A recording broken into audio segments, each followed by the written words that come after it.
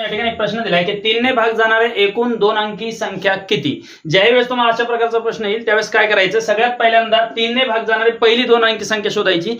3 ने भाग जाणारी पहिली 2 अंकी संख्या कोण आहे, 12। ही कितव्या क्रमांकाची संख्या आहे, चौथ्या क्रमांकाची। म्हणजे 3 ने भाग जाणारे 1 पासून जर स्टार्ट केला आपण तर त्यानुसार चौथ्या क्रमांकाची संख्या आहे जी 12 3 ने भाग जाणारी। त्यानंतर शेवटची 3 ने भाग जाणारी संख्या कोणती, 99। मग कितव्या क्रमांकाची, मग 99 ला 3 ने भाग दिला उत्तर आलं 33व्या क्रमांकाची। मग आता प्रश्न आहे की एकूण 2 अंकी संख्या किती।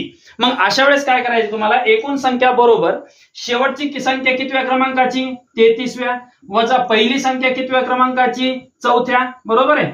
आणि या दोघांची वजाबाकी करून त्यामध्ये एक प्लस करायचं। मग 33 मधून 4 गेले, किती राहिले, 29। आणि 29 मध्ये 1 ऍड केला, उत्तर आलं 30। म्हणजेच 3 ने भाग जाणारे एकूण 2 अंकी संख्या या किती येतात, 30 आहेत, जे पर्याय क्रमांक 1 मध्ये दिलेला आहे। सेम असंच प्रश्न दिलाय की 4 ने भाग जाणाऱ्या संख्या